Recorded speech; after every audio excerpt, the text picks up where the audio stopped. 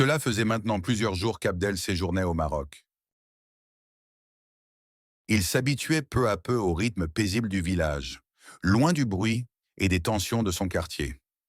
Chaque matin, il découvrait une nouvelle facette de cette vie simple. Les chemins tranquilles, les salutations chaleureuses des voisins, le chant des coqs au lever du soleil. Son oncle, toujours calme et attentif, observait Abdel avec bienveillance.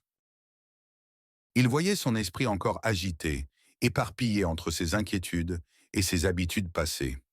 Alors, comme il l'avait promis dès son arrivée, il choisit de lui transmettre des leçons de vie plus profondes.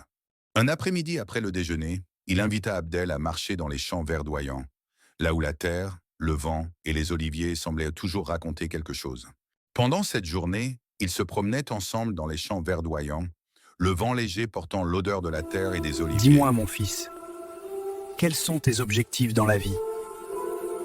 Abdel réfléchit un instant, un peu gêné, puis répondit.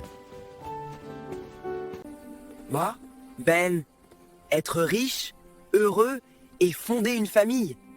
Ce ne sont pas des objectifs, Abdel. Ce sont des rêves. Qu'est-ce que c'est ton vion? Tu confonds l'espoir avec un plan de vie. Un véritable objectif, c'est toujours accompagné d'une stratégie pour l'atteindre. Sans stratégie, tes rêves resteront dans les nuages. Maintenant, je veux que tu me cites 20 objectifs. Surpris, Abdel hésita, mais finit par se lancer. Bon, j'aimerais être riche, me marier avec une femme belle et que rien ne nous sépare. Temps pieux, rester avec mes potes toute la vie, avoir une entreprise, voyager partout, aller au paradis. Se rendre mes parents fiers, maîtriser l'anglais, l'arabe et l'espagnol. Son oncle hochait la tête, encourageant. Avoir une villa avec piscine, devenir milliardaire, aider les pauvres, être un homme de science. Et c'est comme toi, apprendre un sport de combat, devenir comédie, piloter un avion. Vite, c'est que avoir une maison de campagne avec des animaux, vivre en paix. Et pourquoi pas être imam, même si je n'ai pas encore les bases solides. L'oncle éclata d'un rire bienveillant.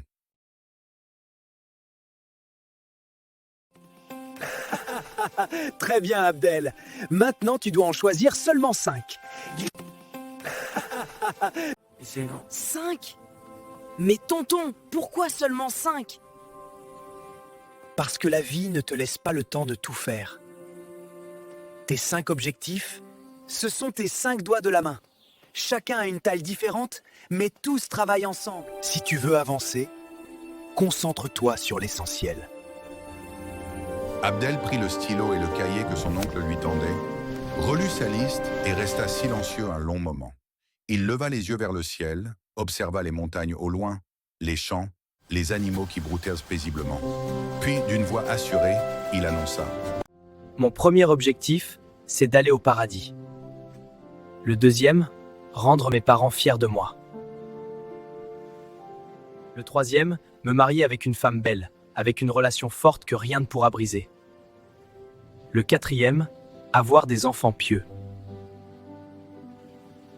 Et le cinquième, devenir comme toi, tonton, un homme de science. Excellent choix. Maintenant, je vais t'aider à comprendre la profondeur de chacun de ces objectifs. Ils s'assirent dans l'herbe, et le sage développa ses conseils. Sur le paradis, Il expliqua que la vie sur Terre est éphémère, faite de souffrances et de luttes, mais que le paradis est une récompense éternelle pour ceux qui restent en juste. Et cela livre composé d'horaires de véridique et compatissant. Sur les parents, il insista.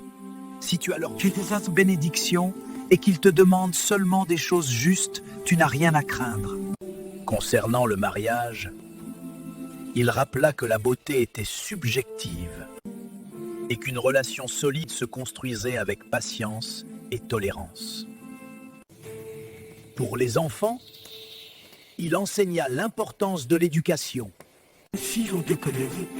du respect et de la force intérieure face aux mauvaises influences. Enfin, sur la science, il dit « La vraie sagesse vient de celui qui observe, qui parle peu, et dont chaque expérience devient une leçon. » l'oncle montra du doigt une colline verdoyante. Tu vois ces moutons là-bas? Il y a un berger qui s'en occupe. Chaque matin, il les emmène dans ses champs et il les ramène peu avant le soir. Ah bon? Mais comment font-ils toute la journée, les moutons? S'ils étaient tout seuls, ils peuvent s'émorgner, se perdre, ou même être volés. L'oncle éclata de rire. Oui, c'est vrai. On n'est jamais totalement à l'abri d'un vol. Mais ici, tout le monde se connaît. On reconnaît même les animaux des autres. Et puis, pour les moutons, c'est un trajet qu'ils font tous les jours. Ils sont habitués à aller brouter l'herbe et à revenir le soir.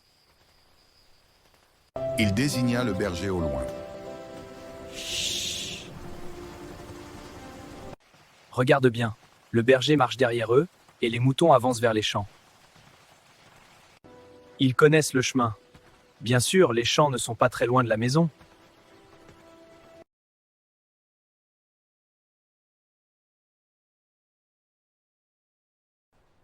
Et lui, là-bas, pourquoi il reste toute la journée avec eux? Demanda-t-il. Il est certainement loin de chez lui.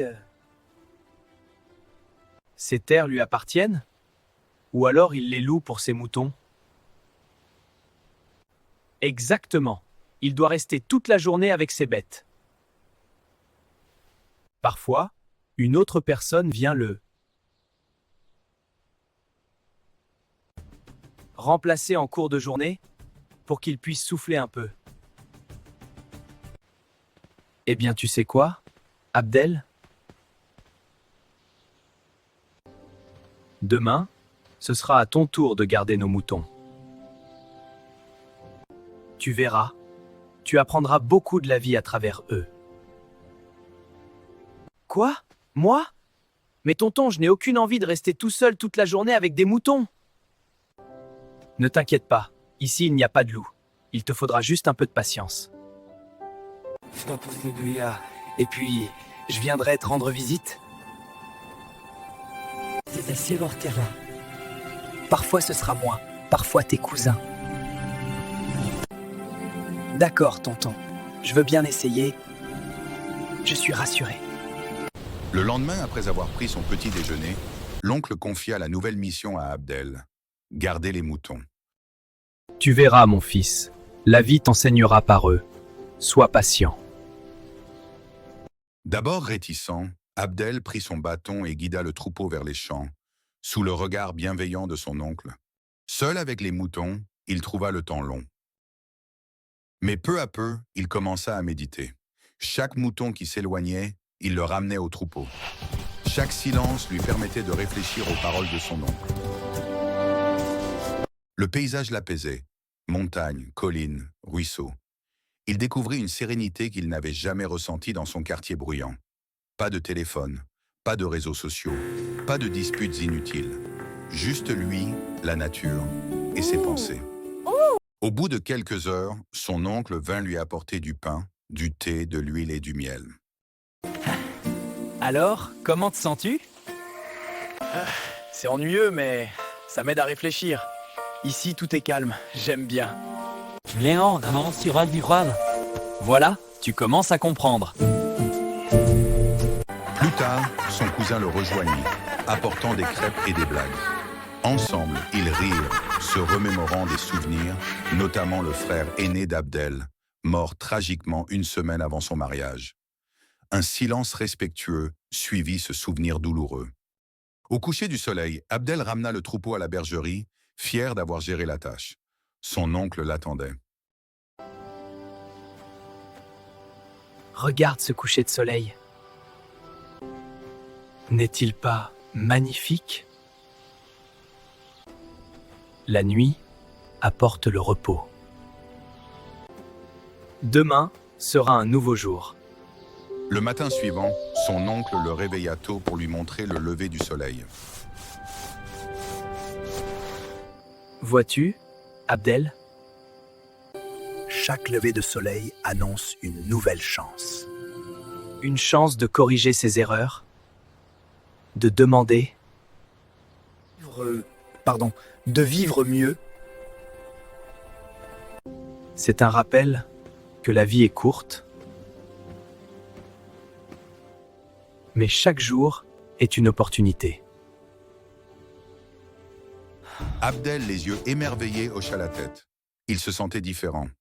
Ce séjour au Maroc, loin du vacarme et des illusions de son quartier, commençait à transformer son regard sur la vie.